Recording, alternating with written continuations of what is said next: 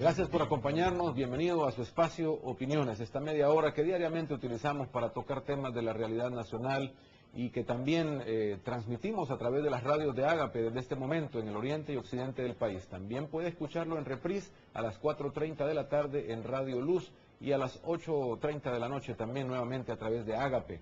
Hoy vamos a conversar sobre el trabajo del escritor Walter Raudales, la novela más reciente, La traición. Está con nosotros el escritor, a quien le damos la bienvenida y le agradecemos el espacio que nos ha cedido para conversar sobre esta obra. Walter, bienvenido.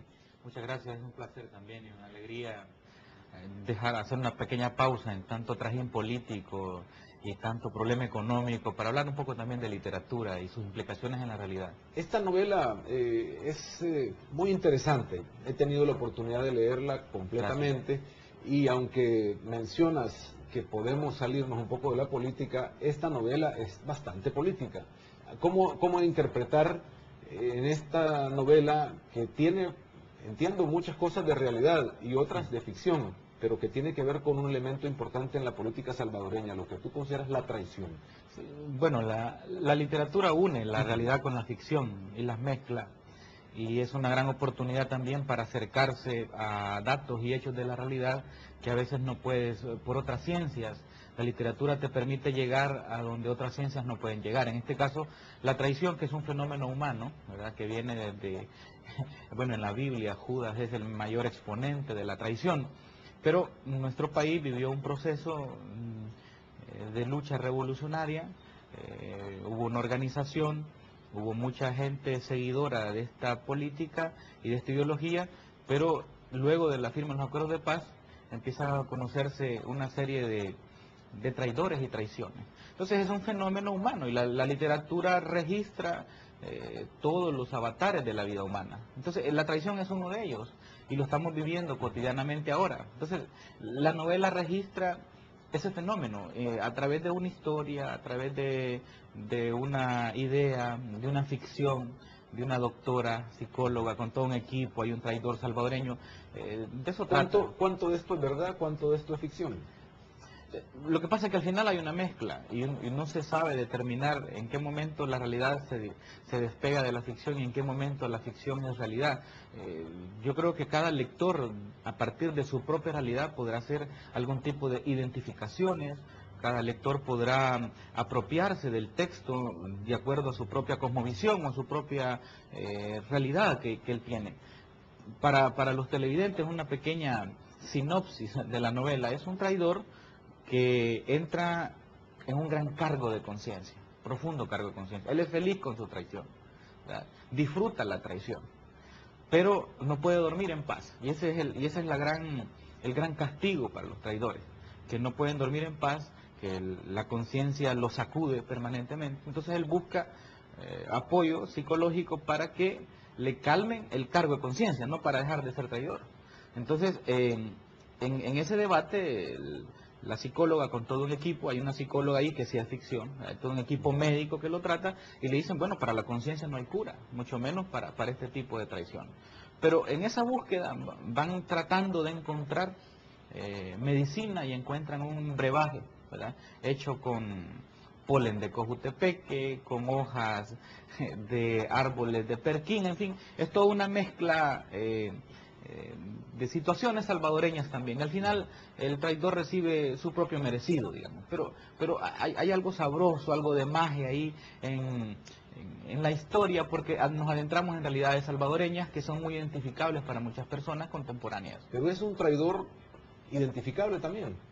Sí, identificable. Los traidores se notan, ahora son grandes personajes, escriben artículos, tienen opinión, generan opinión pública, son utilizados. Es que el problema del traidor es que termina vendiéndose y es tan deleznable esta actitud porque principios por los cuales luchó, por los cuales dio la vida, luego los ataca. Pero está dedicado a este personaje realmente o lo has tomado como un ejemplo de esa traición. Es como un ejemplo. Lo que pasa que, digamos, la novela, mi intención es que trascienda El Salvador. Tenemos que ver un poco más allá de nuestro país. Por ejemplo, la tomas en Nicaragua y encuentras muchos personajes parecidos al personaje principal, que es Merlin Gálvez, en la novela. La lees en Guatemala igual, la tomas en Argentina igual, la tomas en cualquier país, o sea, cualquier lector, incluso, bueno, ya la novela ha circulado, está viajando ya por América Latina, y he recibido comentarios, he recibido opiniones. Recientemente estuvo en la Feria Internacional del Libro en Caracas, Venezuela, y hay ya acercamientos para hacer una nueva edición, ¿verdad?, de muchos miles de ejemplares, también porque con editoriales venezolanas, porque la novela registra un hecho que está ahí y del cual no se puede ignorar. La pregunta básica es, ¿por qué un traidor traiciona? ¿Qué es lo que hay detrás de este ser humano? ¿Qué le mueve en su sangre? Llevar a esa actitud tan malévola, tan perversa de ser traidor. Incluso hasta generar mentiras, contradicciones, barbaridades. Entonces hay que preguntarse. En la novela hay una escena muy bonita, donde cuento que en El Salvador se le acercan a distintos personajes estos médicos que andan buscando solución, y uno de los médicos habla con un religioso, y el religioso le dice, mire, es que el origen de la traición tiene problemas morales y problemas económicos. Y ahí empieza un gran debate. Entonces la novela es eso, ir a fondo a la psique de un traidor. Merlin Gálvez, ¿quién es Merlin Gálvez? Yo puedo inferir quién es, pero ¿hay que decirlo o no? Es que Merlin Gálvez son muchos. Hay unos más identificables, pero Merlin Gálvez es el personaje principal de la obra. Es un personaje con muchos talentos naturales, ¿verdad?, que se extravió a sí mismo, que empezó a traicionarse a sí mismo, y es un personaje con todas las características del malvado. Y la novela comienza con una frase muy preciosa de los evangelios, que por cierto muy poco destacable, ¿no? Es Mateo 6:23, que dice, y si la luz que hay en ti ha llegado a ser oscuridad, ¿cómo será de tenebrosa tu parte más oscura? Y si la luz que hay en ti ha llegado a ser oscuridad, ¿cómo será de tenebrosa tu parte más oscura? Eso le dicen a Judas, le dice Jesús a Judas. Bueno, Merlin Gálvez, el Merlin Gálvez salvadoreño, que son muchos, pero hay uno bien identificable, pero es eso, es tenebroso. Ha llegado a ser... ¿Qué te produce la traición? ¿Por qué ese elemento lo has tomado, lo has destacado y lo has trasladado a esto, tratando de retomar personajes de la vida política nacional identificables, cambiando los nombres, pero escribir sobre la traición?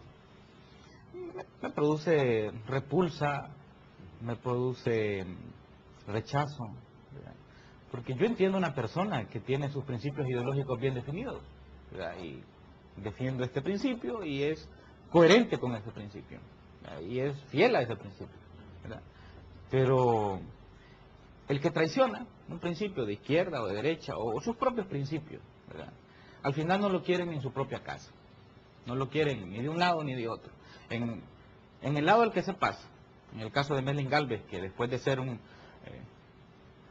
guerrillero, pues, deslucido, oscuro, etcétera, pero fue guerrillero, ¿verdad?, se pasa al siguiente lado, y su única misión es deslegitimar donde estuvo, ¿verdad?